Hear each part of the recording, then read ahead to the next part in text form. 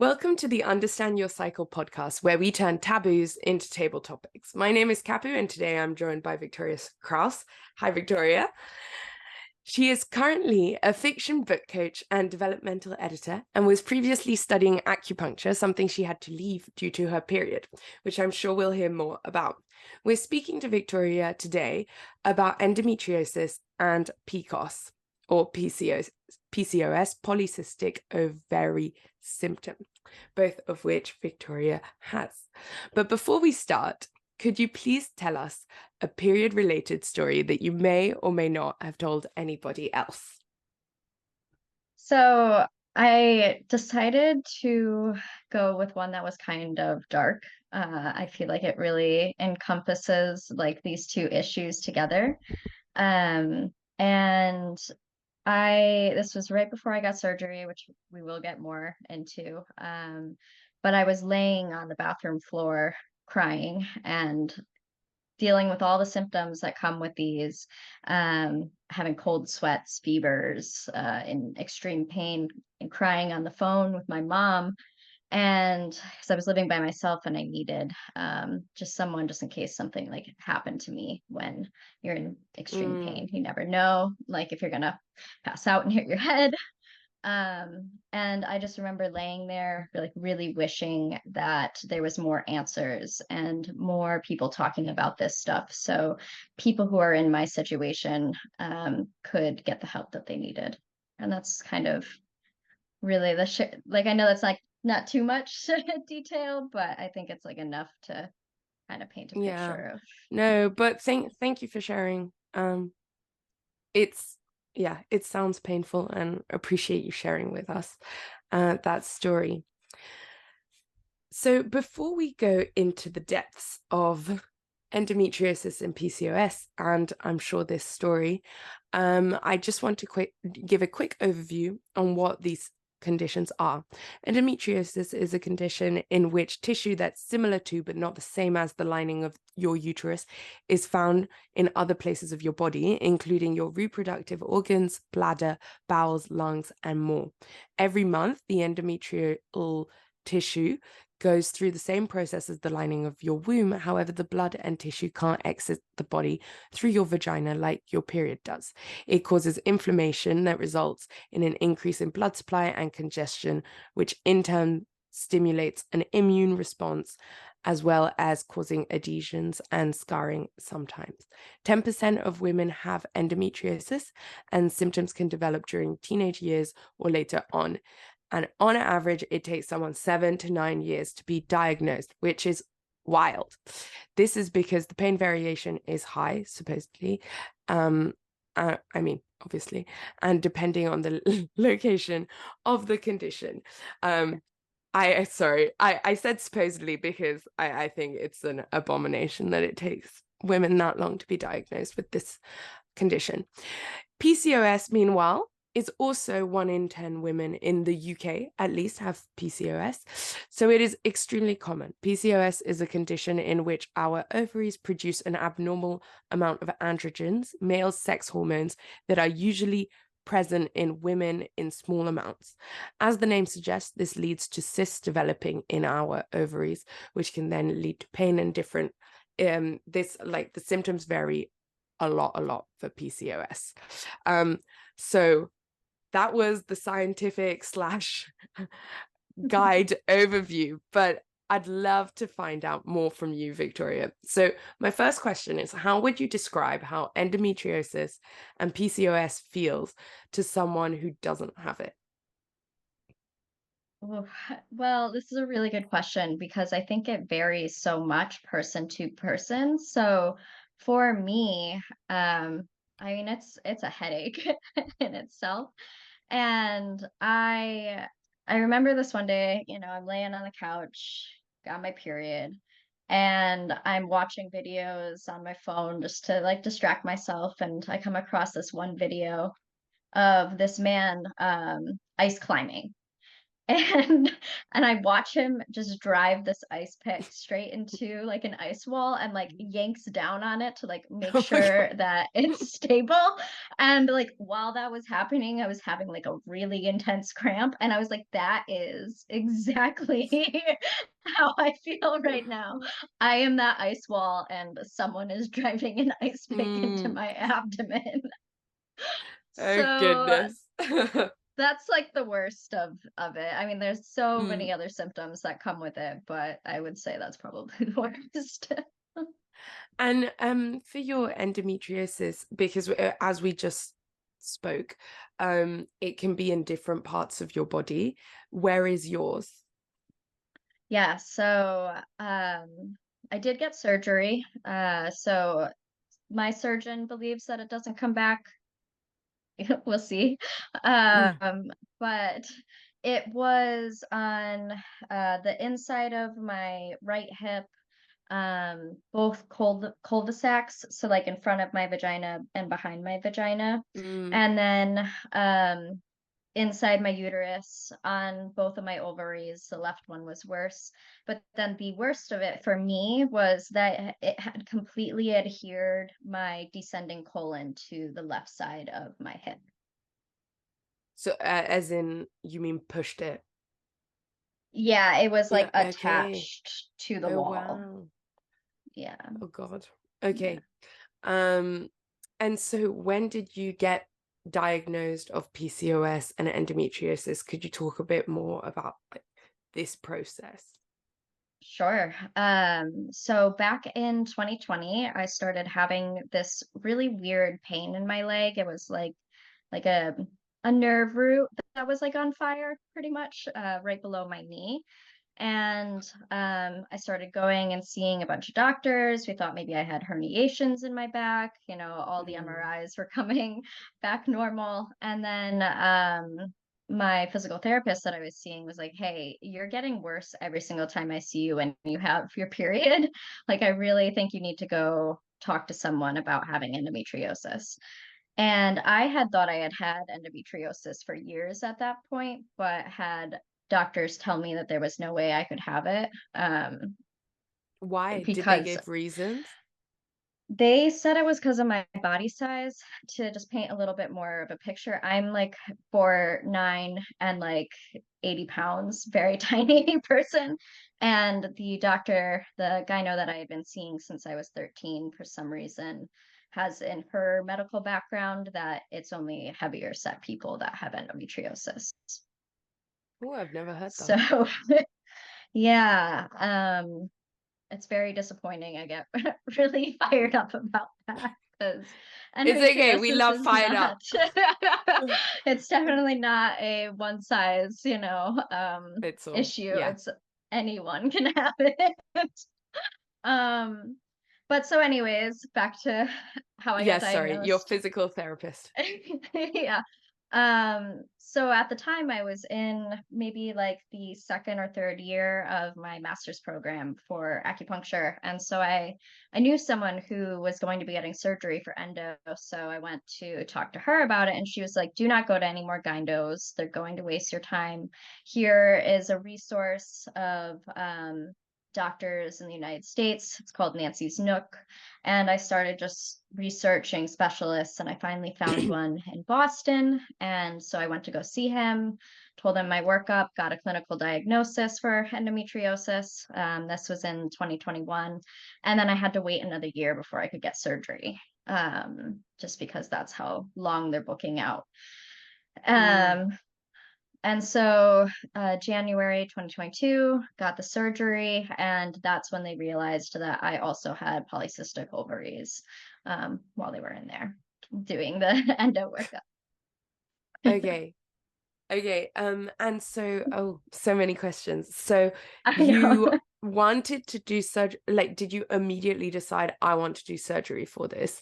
Or how was it when they told you you had endometriosis, did they tell you immediately that you had very severe endometriosis? Like, how was that sort of discussion?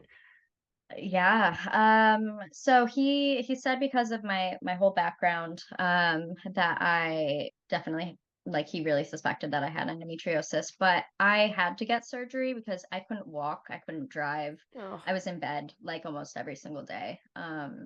And like silver lining on this part is that um it was during COVID and like it was home anyways. Mm. So it wasn't like, It it didn't was a weird impact your time. life too much. Okay. So you definitely had to do surgery. And when they, so then they diagnosed PCOS. Um, and did you think that you had that before in a similar sense to endometriosis, or was it how basically what I'm getting at is how does PCOS add to this equation? Hmm.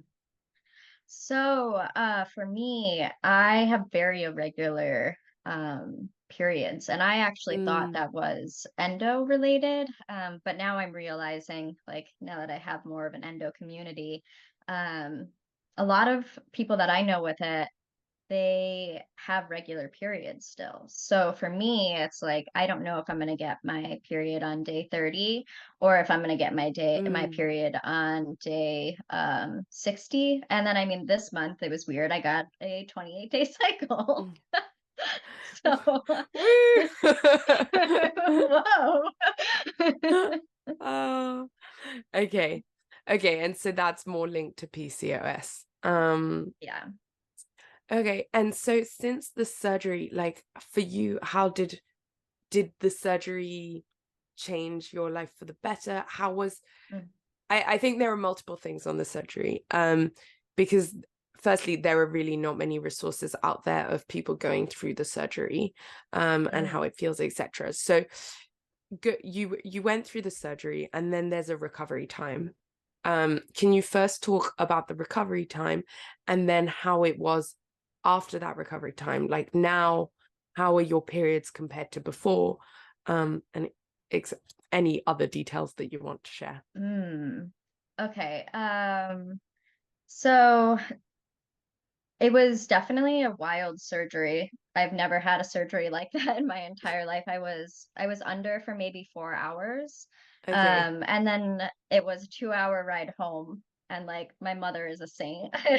Like thank goodness for her. Yeah. Thank you, Um, Mama Kraus.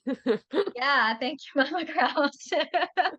Oh, um, I mean, thankfully, she lived with me and my partner for maybe like a week and a half or so after Mm, surgery, and she really took like the brunt of taking care of me during that time because I needed help going to the bathroom and like doing like anything. It was crazy, and I do not react well to like the drugs I was on, and it mm, was a whole thing.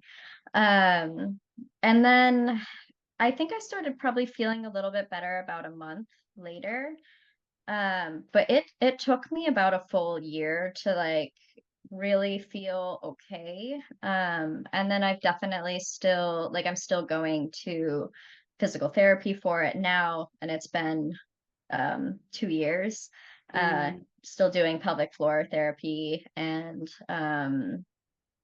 yeah, just trying to keep my body like relaxed and dealing with it because I actually didn't get a hysterectomy, so I do still have the disease like going mm. on inside me. Um, Okay. And um, so in terms of physical therapy, why do you need physical therapy after an endometriosis surgery? Just break it down. yeah, so scar tissue for sure. I still have Uh, I mean, my periods like before I wasn't walking like at all during the whole month. Like I'd Hmm. get like maybe 1 week where I felt good. And then now it's like I get like 3 weeks of like feeling good and then I start feeling really bad. I get like restless leg syndrome and just like I can tell that like my back is hurting more. I'm really fatigued. Mm, Sex is more painful. It's like my bowel movements are painful. You know, it's so mm, it's still like I'm still spasming and tightening a lot. And so like I just feel like I need someone to be like kind of like pushing on those things Mm, to like help me relax a little bit on top of me doing like breathing exercises and trying to stretch and move and do all the things to try yeah, and like all get the through good stuff. it. But Okay. it's kind of like chasing the symptoms Mm. still And so physical therapy, you go just when you are in that period phase, or do you go regularly as well? every week. Okay. Okay. Um, and what like so from you mentioned that it took about a year to feel normal again. It sorry for those listening, that was I don't know what these are called. As Quotation marks. quotation marks. Um, so it took around a year. Like, do you have any tips or suggestions for people who might be going through this period on like what to do and how to sort of feel normal again, and what helped you, what didn't help you? I'd love to hear a bit more about that. Yeah, finding doctors who will listen to you, I think is really, really Mm, important. Um, like going to therapy for your brain is good.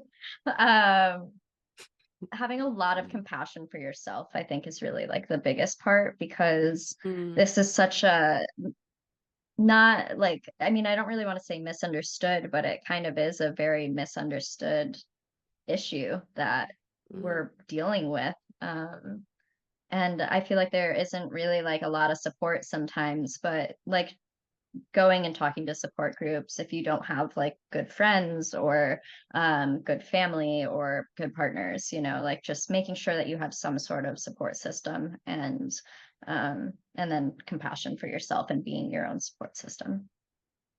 Okay. Thank you so much. And just out of interest, because I'm more on the UK health system, so endometriosis surgery would be covered, hopefully, unless like you're desperate and you really need it immediately. How does it work in the United States? So I was still on university insurance, so they covered Okay, it. I don't know what it would be like good. outside of it. Okay. Yeah, I was lucky because I do know friends who are not insured and cannot get the surgery because of the cost right now. Mm, okay. Well, I'm very glad that you were on university insurance. I Um, feel very fortunate. mm, um, Okay, so slightly changing gears in terms of questions, um, Mm. to more the symptoms that you've had. No, actually, sorry. Let's first start with advice to anyone who's trying to get diagnosed of endometriosis or PCOS and hasn't managed to yet. Do you have any? Uh, if you think that you have it, go find a specialist. Okay, so find Okay, a specialist immediately. Don't waste your time. don't waste your Okay. Awesome. So that was easy. And time. then my next question is about the symptoms that you've had linked to endometriosis and PCOS. And I'd really like to dive into these. Obviously, it depends from woman to woman, but I do think that sharing these will help more women realize that they have PCOS or endometriosis. So I'd love to hear about um, the symptoms that you have a bit more specifically beyond um, the I for The ice pick. the yeah, the ice pick. Sorry, my words are losing me today. And also how you sort of started to learn to manage your symptoms. Um, yeah. Yeah, okay. So symptoms for the beginning of my life, I guess. Um, well, I got my period very young, which I don't really know if that is related to this, although some people say that it might be. So I did start bleeding when I was 9. Um, and then I remember it being awful. Like I have like very vivid memories of like laying in the nurse's office and like contemplating life and periods when I was younger. And I did go on birth control very young. Mm. And The pill? yep. Okay. The one that has both Okay. hormones in it. Progesterone and Yeah. estrogen. Yeah. Yeah. Combined Yep. pill. Combined pill. I have tried many different birth controls Yeah. too, but we can get into that a little Mm. more too. But I know I was bleeding for like 14 days like back then. And that's really why I went on it. Oh my Once goodness. again, it was that same doctor who didn't believe that I could have PCOS or endometriosis. It was just like, just go on birth control. Mm. Um, and so I wasn't really like paying attention to my period while I was on birth control. It was kind of a weird time. And right when I started to study like acupuncture, I was like, I don't really know if I want to be on the pill anymore, as I'd been almost on it for 10 years at this point. Mm. And um and I had tried like the depot shot and like a bunch of other things prior. So I was kind of like, I really want to like get to know my body and figure it out. So I went off of it, and then I remember starting to get my period again, and I was throwing up a lot when I'd be starting to get it because of the pain. And I remember my Mm. partner at the time was like, "Are you sure this is normal?" And I was like, "Yeah, I've been dealing with this my whole life. Like, why wouldn't that be normal?" So yeah, it's there was a lot of pain, a lot of irregularity going on. Once again, like 30 to 60-day Mm. cycles, sometimes longer. I've had 90-day cycles before. Um, and yeah, it's just a lot of pain. I mean, I'd get endo belly, which for anyone who doesn't know what that is, it's basically like you'll wake up in the morning and you'll have, like you can fit into your pants, no problem. The end of the day, I would look like I'm like 6 months pregnant. Like it would just swell so much, and I couldn't fit in my Wow. pants. I couldn't I Mm. look at the pictures. I don't really get endo belly anymore after surgery, but I look at the pictures of myself and I was like, why did I think any of that was normal? Mm. So yeah. And then I mean I get like headaches and like PMS really bad, very like anxious and hormonal, and Mm. the breast tenderness and uh all the fun period things. All the fun period linked symptoms. Okay. Yeah. Thank you for sharing. And so in now we've found out a bit more about the symptoms. I know that you went through surgery, but what other type of lifestyle changes have you adopted to sort of like fit this? Have you been back on contraception, and why yes, why not, etc. Mm. Um, okay. Well, I've tried a lot of herbs, and I really like doing that. Um, right now I'm actually not on anything because I'm kind of going through a phase of like I just really want to see what my body's doing without the support of things, although I do take magnesium every day. So definitely recommend that. Mm. Um, but other like lifestyle changes, I mean, I'm very conscious of like what I'm eating. Um, like make sure I'm eating like good fiber and uh Have you seen helping. that impact you? I have yeah, a little bit kind of. Not really, like more with like the bowel movement stuff because that Mm. impacts me a lot.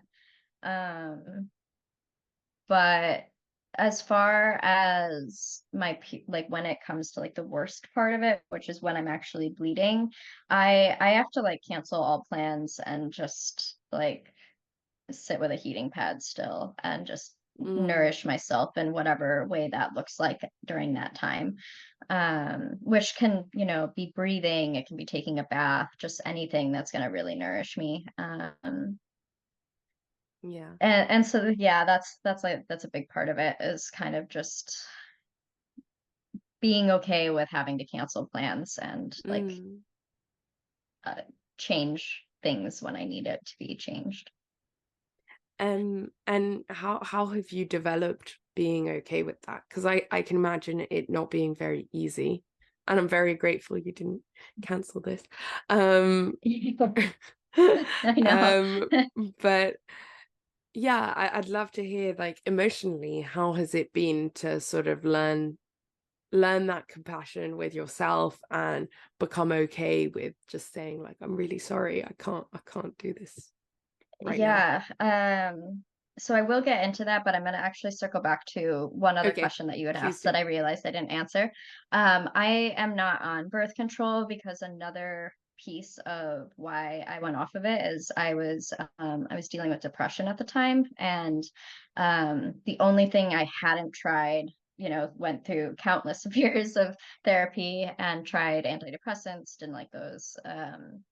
But the only thing I hadn't tried was going off of birth control. And like 2, 3 months of going off of birth control, it was like a complete 180. I felt so different. Oh, wow. I mean, I still have anxiety and depression. Sometimes I think that just like comes with having a chronic condition like this. But Mm, I don't want to risk my mental health in that way anymore. It's not an option for me. Um, and so now going back to the question you just asked about developing that compassion for myself, I mean, it's an everyday, like, how do I explain this? journey. Yeah, it's an everyday journey of, just kind of assessing where I'm at, spending time with myself, meditating is like a huge piece of this Mm, for me. Especially doing like a loving meditation for my past self, my present self, and my future self, and kind of like holding like myself in so many different areas of my life. mm, Um, and then also just like being very authentically me with everybody, and really like not caring what anyone else thinks at this point.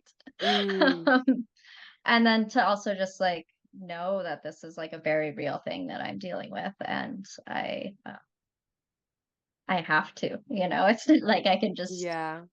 chuck it out the window as much as I was. But that's really beautiful. Particularly the not caring about anyone else, because I think a lot of women struggle with that. So good for Yeah. you, and keep on with the journey. Um, Yeah. My next question is, what do you find the most frustrating about endometriosis and PCOS, and are there any silver linings? Um, and I'd love, we've spoken a lot about endometriosis, which of course it makes total sense because it's the one that is the most painful and has the most symptoms. But I'd love to hear as well a bit more about PCOS, because I'm conscious my questions have been kind of focused on endometriosis as well. Yeah, I understand. It's very hard for me to kind of like separate them Separate. too, because Yeah, of I don't course. really know what is what. Mm, yeah. But I feel like this is a really good question for like the PCOS aspect. Mm, Because I know that's impacting my cycle and the irregularity I have. And I would say that has to be one of the most frustrating pieces for me. mm, Because like this is why I had to not go into acupuncture, because all of a sudden like I was realizing I I have to take care of myself all the time, and I want to be able to take care of my family in some capacity, and have a social life. And I didn't want a job where I was standing on my feet all the time, and also a mm, job where like if I needed to cancel, it wouldn't feel like a big deal to me. Like I really pride on showing up, and um acupuncture is, it's a form of healthcare, and I would really want to be showing up for patients in a way that I was all of a sudden realizing like I'm going to struggle showing up for myself and my family and my friends, Mm, if I am also doing something that is along like the lines of healthcare. Like it was just going to be so much about health. And I so because I like don't know when I'm going to get my period, I can't just be like, well, I'll just make sure I take those days off. yeah. 'Cause I just never know.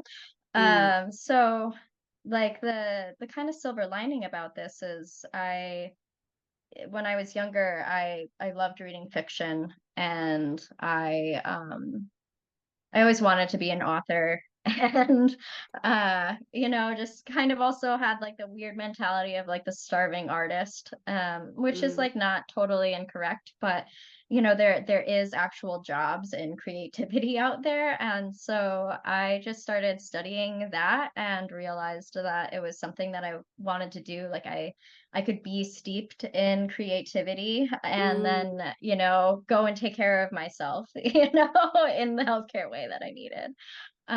So it's been like, that's been really nice to realize that I could choose that path for myself. And I've been attending a lot of like chronic condition seminars where people are, this is like a hot topic right now where people are Mm, talking about dealing with chronic conditions when you're trying to work.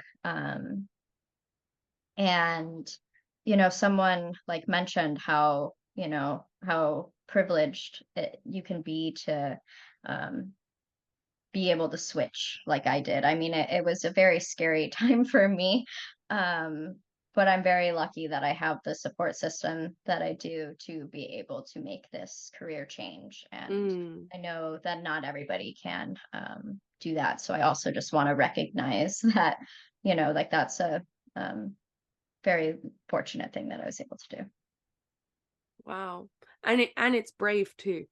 It's it's Yeah. fortunate, but it's a scary twist when you've been thinking all your life that or part of your life that you're doing one thing and then suddenly you're faced with the reality that this isn't going to be possible. Yeah.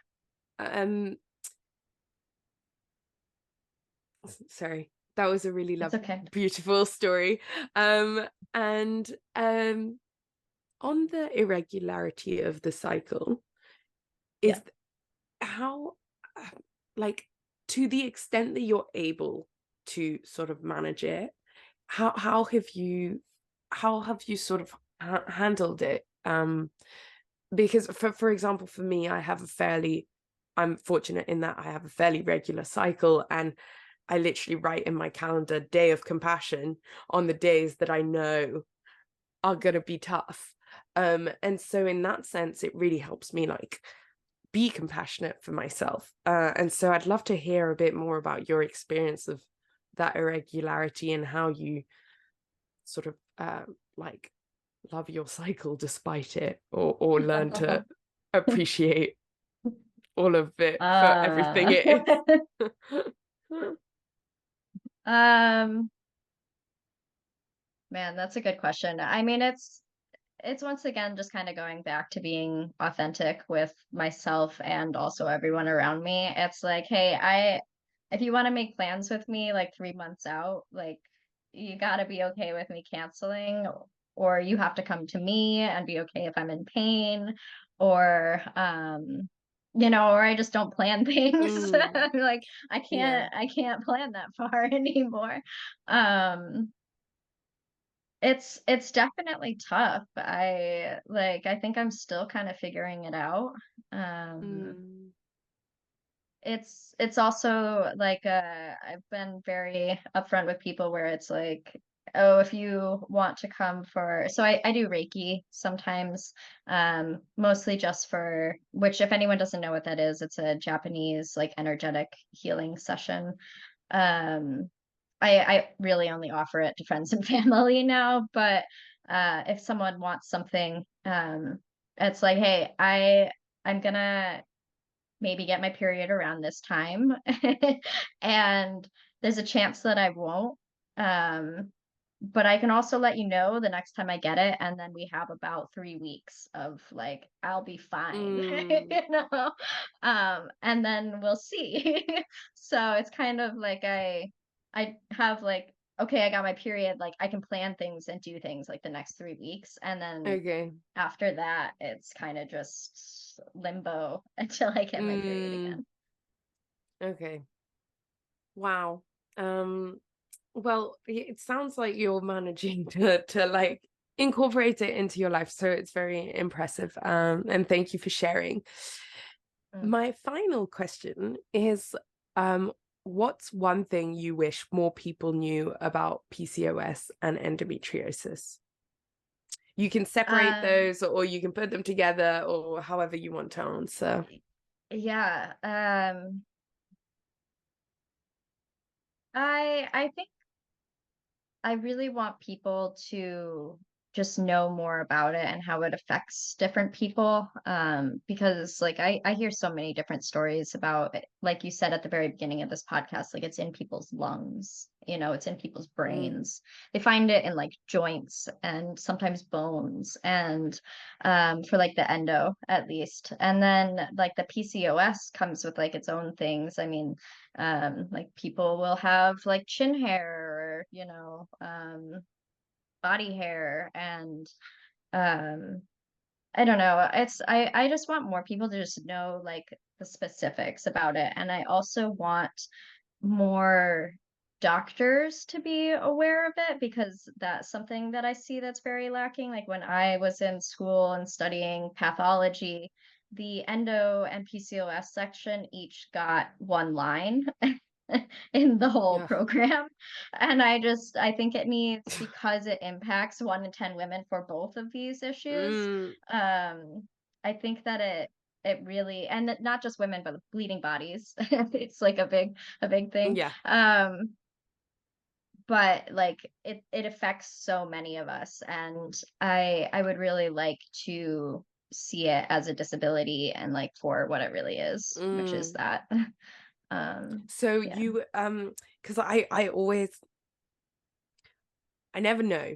I still have a debate with myself of whether to call them diseases, disabilities, conditions, because Mm. I think for me, because it impacts people in such different way, and disease immediately connotates it as like negative and debilitating.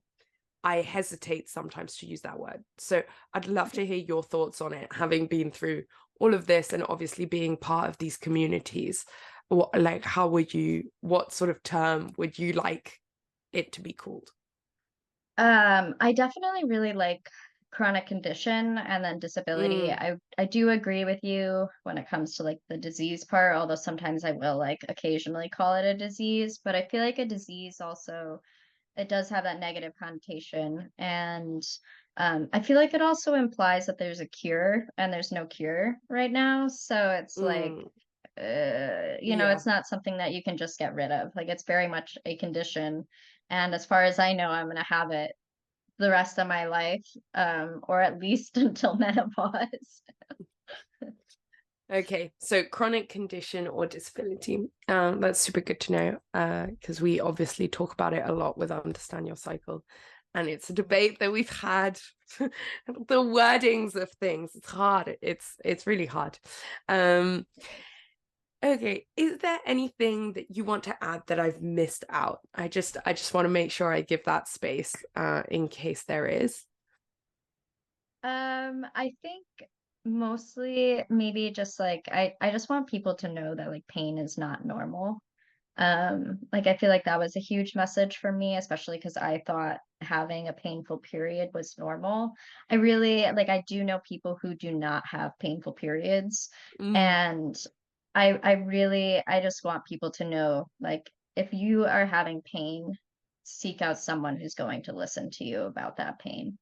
And then of course just learn about like your cycle. I think it's so cool, like our bodies are so cool. Like we're in these weird little sacks. um, Amazing. Well, this might link. We end every episode of Understand Your Cycle with this question. What is one thing you'd tell your younger self about periods?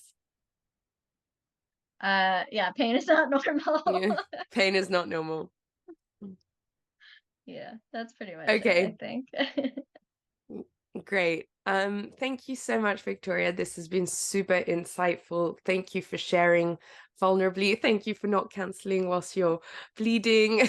I know, Really, thanks. really appreciate it. Victoria has you can't see it, but has a hot water bottle um at the moment. So I appreciate it. And yeah, thank you so, so much.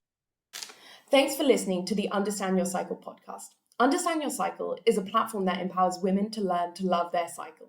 Follow us on social media or sign up to our free Cycle Sync newsletter to learn more about your menstrual cycle. Check out our medically verified guide to learn everything we should have been taught at school, along with our medically moderated forum where we discuss all things women's health without taboo nor shame on our website. Don't forget to subscribe, rate, and review the podcast. It means the absolute world. Thanks again and see you next week. Love, Kapu. P.S. You're bloody amazing.